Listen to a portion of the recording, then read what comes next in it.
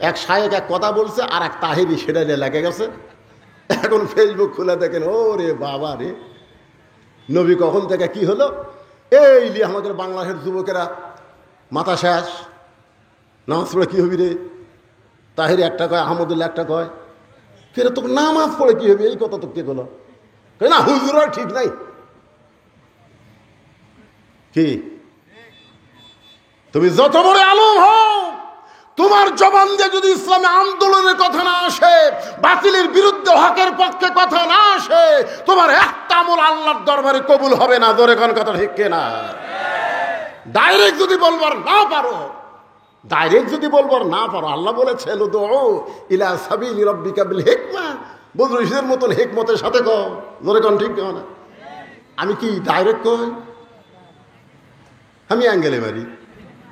হ্যাঁ, মানুষের মধ্যে অনেক টুপিওয়ালা, দাড়িওয়ালা, জুব্বাওয়ালা, নামাজিওয়ালা থাকবে, আল্লাহ বিশ্বাস করবে, আখিরাত বিশ্বাস করবে। আল্লাহ বলেছে ওরা মুমিনই না, ওরা মুমিন নয়, ওরা হলো মুনাফিক। বাংলাদেশে আল্লাহর কোরআন দিয়ে চলুক, এই নিয়ত যদি কারো অন্তরে না থাকে, ওর একটা ইবাদত আল্লাহর দরবারে কবুল হবে না। জোরে কোন কথা ঠিক কিনা? আপনারা বলেন তো, যতগুলা শায়েক আমাদের বাংলাদেশে আছে, এই শায়েকের মধ্যে কোন আন্দোলন আছে? এ কথা বল না কেন আছে? আমি তো মনে করি এই শায়েকেরা হয়তো শয়তানের কাছ থেকে কিছু পায়। একটা শালা ওই ইসলামী আন্দোলনের একটা কথাও কয় না। তোরে কথা কর না কেন ভাই? এই শায়েক কিন্তু বেশি দিন আগে থেকে শুরু হয়নি, এটা শুরু হচ্ছে বছর 15 আগে থেকে। আগে মৌলানা ছিল, হজরত মৌলানা ছিল, হঠাৎ এই শায়েক এক কথা বলছে, আর এক তাহিরি সেটা নিয়ে লেগে গেছে। এখন ফেসবুক খুলে দেখেন, ও রে বাবা রে, নবী কখন থেকে কি হলো, এই লিয়ে আমাদের বাংলাদেশের যুবকেরা মাথা শেষ, নামাজ পড়ে কি হবি রে, তাহিরি একটা কয়, আহমদুল্লাহ একটা কয়, ফের তোকে নামাজ পড়ে কি হবে, এই কথা তো কে বলো, না হুজুর ঠিক নাই কি, তুমি যত বড় আলম হও, তোমার জবান দিয়ে যদি ইসলামী আন্দোলনের কথা না আসে, বাতিলের বিরুদ্ধে হকের পক্ষে কথা না আসে, তোমার একটা আমল আল্লাহর দরবারে কবুল হবে না। জোরে কোন কথা ঠিক কিনা? কুল জাল হক, পড়েন, কুল জাল হক ওয়া যাহাকাল বাতিল ইন্নাল বাতিলা কানা যাহুকা। তাহলে কোরআন হেফাজতের দায়িত্ব কার? মক্কার কাফেররা চেষ্টা করলো, যার উপর আল্লাহ কোরআন নাজিল করতেছে তাকে যদি হত্যা করা হয়, তাহলে কোরআন এমনি দুনিয়া থেকে নিভে যাবে। আল্লাহ নবীকে হত্যা করার পরিকল্পনা করলো, অর্থাৎ কোরআনকে দুনিয়া থেকে বিদায় করার পরিকল্পনা করলো। গভীর রাত্রে মক্কার 37টা গোত্রের 37 জন নেতা আল্লাহ নবীর বাড়ির চারিধার ঘেরাও করলো এই জিকিরকে হত্যা করার জন্যে। আসলে নবী হত্যা না, আল্লাহর কোরআনকে দুনিয়া থেকে নিপাত করার চেষ্টা করলো। আমার কথা কি বুঝবার পারতেছেন? আল্লাহ বললেন, হাবিব দীর্ঘ 13 বছর মক্কায় কলেমার দাওয়াত দিলেন, মুসলমানের সংখ্যা হলো মাত্র 320 জন। এইরকম দাওয়াত দেয়া ইসলামের বিজয় সম্ভব না। ওরা যখন চাচ্ছে কোরআনকে নিপাত করতে, আপনাকে হত্যা করতে, আপনি গভীর রাত্রে মক্কা থেকে মদিনায় হিজরত করেন। ওই কাফেরদের চোখ ডাঙ্গায়া আল্লাহ নবী আবু বকরকে সঙ্গে করে মদিনায় চলে আসলেন। মাত্র 8 বছর পর আল্লাহ তাআলা যেই মক্কা থেকে নবীকে মদিনায় পাঠাইছিলেন, ওই মক্কা আবার বিজয় দিয়ে দিলে। সবাই পড়েন আমার সঙ্গে, ইজা জা আনাসরুল্লাহি ওয়াল ফাতহু ওয়া রাআইতান নাসা ইয়াদখুলুনা ফি দীনিল্লাহি আফওয়াজা ফাসাব্বিহ বিহামদি রাব্বিকা ওয়াস্তাগফির ইন্নাহু কানা তাওয়াবা। এখন আপনাদের কাছে আমার একটা প্রশ্ন, সে প্রশ্নটা হলো, আপনারা বলেন তো, মক্কায় রাসূল কত বছর কলেমার দাওয়াত দিছে? আচ্ছা, আপনারা কি আমার কথা বুঝবার পারতেছেন না, না রাগ করে উত্তর দিচ্ছেন না? কোনটা? তো কথা কন না, কথাগুলি তো সব। 13 বছর দাওয়াত দিয়ে মুসলমানের সংখ্যা হলো মাত্র 320 জন। তার মধ্যে 17 জনকে ওরা মারাই পিটাই মারিছে। 320 জনের মধ্যে কয়জন মারছে? 17 জনকে ওরা পিটাই মারিছে পারে। তাহলে 13 বছরের আয় হলো 303 জন। এই 303টা আয় নিয়ে নবী হিজরত করলেন মদিনায়। মদিনায় 8 বছরে 10,000 সাহাবী নিয়ে মক্কা বিজয় হয়ে গেল। তাহলে 13 বছরে 320 জন আর 8 বছরে 10,000। কোন ইসলাম? মক্কার ইসলাম না মদিনার ইসলাম? কোনটা চান আপনারা? কথা কয় না। মক্কার ইসলাম খালি পিটন খাওয়া, আর মদিনার ইসলাম খালি পিটন খাওয়া না, মারবো। হ্যাঁ, আজকে বাংলাদেশে মক্কার ইসলাম চলতেছে খালি পিটন খাওয়ারটা। ধরে কোনো কথা ঠিক না? পিটন দেওয়ার ইসলাম নাই ভাই রে। যারা ইসলামে আন্দোলন করতেছে তারাও হেকমত অবলম্বন করতেছে। এই যে সামনে নির্বাচন, একজনও যায়নি। হেকমত করতে করতে আমি এক ওয়াজে বলি, চৌরাশে চুরি করতেছে আর ওই হেকমত অবলম্বন করছে। ইন্নাল্লাহ মা সাবিরিন, ধৈর্যশীলদের সঙ্গে আল্লাহ আছে। এই কয়ে ধৈর্য ধারণ করতেছে, এদিকে চোর সব নিয়ে চলে গেছে। ওই হেকমতে আছে, ওই হেকমতে আছে।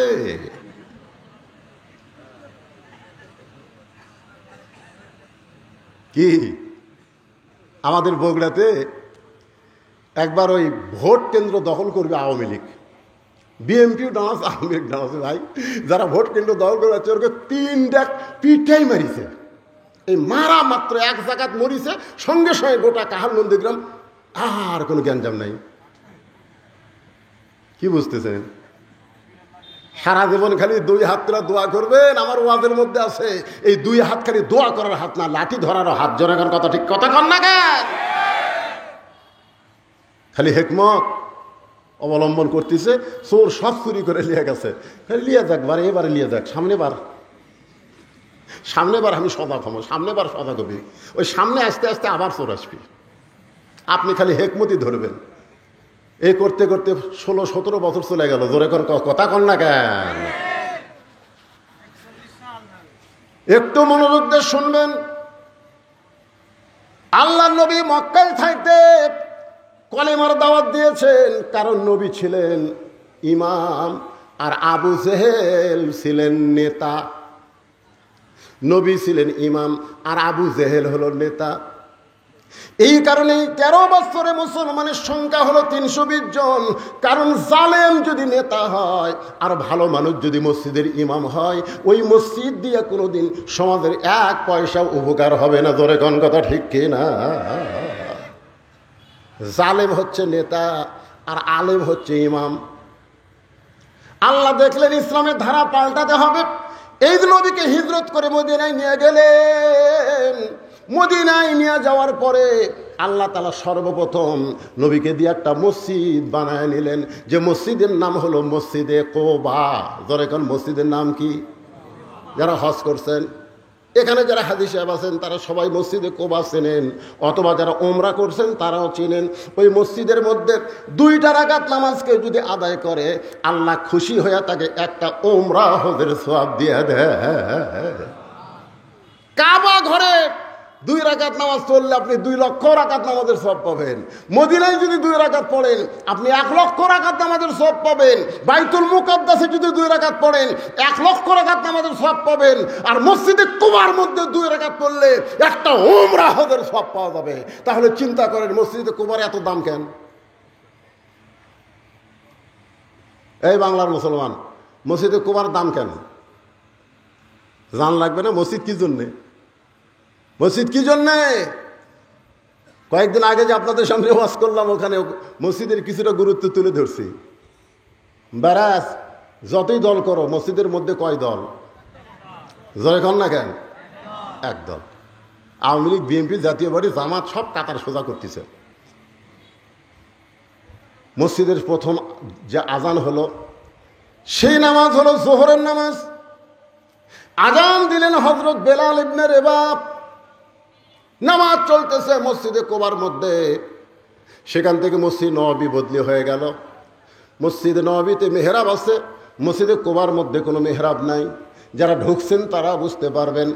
মেহরাব হলো অস্ত্র রাখার জায়গা।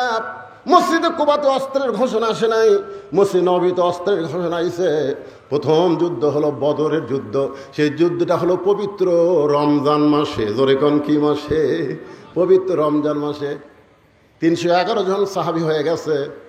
311 জন। জোরে বলেন কয়জন?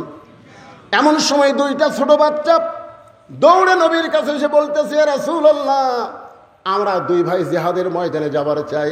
আল্লাহ রাসূল বললেন, জিহাদ কোনো ইয়ার কি মারার জায়গা না, তোমরা ছোট মানুষ, তোমরা যুদ্ধের কি বুঝবা? বলে, হুজুর আমরা জিহাদে যাব, নিয়ত করেছি। কারণ জিহাদের ময়দানে কেউ যদি শহীদ হয়ে যায়, আপনি বলেছেন শহীদের মৃত্যু একটা খুদি পিঁপড়া কাটার চাইতেও আযাব কম। মানে এক কথা আযাবই নাই। একটা খুদি পিঁপড়া যদি আপনার কামড় দেয়, আপনি এরকম চটকে দেন না? হুজুর আমরা শহীদ হবার চাই। আল্লাহ রাসূল বললেন, জিহাদের ময়দানে শহীদ হতে গেলে তার একটা মাপ হওয়া লাগবে। বেলাল, দেখে মাপের কাঠি নিয়ে আসো। একজনের নাম হলো মুআফেজ, আর একজনের নাম হলো মুয়াজ। মুয়াজ আর মুআফেজ দুই ভাইয়ের। মুয়াজকে মাপের মধ্যে নিয়ে আসা হলো। মাপে দেখা গেল 5 ফুট লম্বা হয়ে গেছে। আল্লাহ রাসূল বললেন, মুয়াজ তুমি লম্বাই হলো 5 ফুট, তোমাকে জিহাদের ময়দানে যাওয়ার হুকুম দেওয়া হলো। মুআফেজ বলতেছে, ইয়া রাসূলুল্লাহ, ও লম্বা হবার পারে, কিন্তু আমার চাইতে ওর শরীরে শক্তি কম। ওগো আল্লাহর নবী, আপনি যদি আমাদের দুই ভাইকে কুস্তি লাগা দেন, তাহলে দেখতে পারবেন লম্বা হলে কি হবে, ওর গাওয়াত কোনো শক্তি নাই। নবী তাবাসসুম মুস্কি হাসি দিয়ে বললেন, ঠিক আছে, তোমরা দুই ভাই কুস্তি করো। দুই ভাই যখন কুস্তি করতেছে, ছোট ভাই মুআজকে কানে কানে বলে, ভাই তুমি তো মাপে হয়েই গেছো ভাই, তোমার তার কোনো টেনশন নাই, কিন্তু এই কুস্তিতে তুমি একটু দুর্বল হয়ে আমার বুকের নিচে পড়ো, আমার বুকের নিচে পড়ে যাও, তাহলে আমি তোমার বুকের উপর থাকলে নবী আমাকেও যাওয়ার পারমিশন দিয়ে দিবে। মুআজ বলতেছে, নবী কিন্তু সাধারণ বিষয় না, হয়তো বুঝবার পারবে। বলে, ভাইজান বুঝবার পারবে না, তুমি একটু দুর্বল হয়ে নিচে থাকো, আমাকে একটু তোমার বুকের উপর উঠে দাও। মুআজ বলতেছে, আমি পারবো না। এবার মুআফেজ কানে কানে বলতেছে, ভাই রে, তুমি বলো তো, আল্লাহ রাসূলকে জীবনের চাইতে যদি বেশি ভালোবেসে থাকো, তাহলে বলো, ডান দিক থেকে যদি কাফেররা নবীকে লক্ষ্য করে তীর মারে, তুমি না হয় ডান দিকে থাকতে পারো, কিন্তু বাম দিক থেকে যদি তরবারি মারে, বাম দিকে কে দাঁড়াবে বলো? আমি থাকবো ডানে, তুমি থাকবো বামে, তুমি থাকবা সামনে, আমি থাকবো পিছনে। আমাদের জীবন যতক্ষণ থাকবে, আল্লাহ রাসূলের দেহ কাফেরদের অস্ত্র যেন স্পর্শ না করে। সঙ্গে সঙ্গে মুআজ দুর্বল হয়ে বুকের নিচে পড়ে যায়। এমন সময় আল্লাহ রাসূল বলতেছে, এইরকম ছোট বাচ্চারা শহীদ হওয়ার নিয়তে যখন আল্লাহর দল করে, এই ইসলামকে কেউ মাটির নিচে দাফন করতে পারবে না। একদিন গোটা পৃথিবীতে ইসলামের বিজয় হয়ে যাবে। লিল্লাহে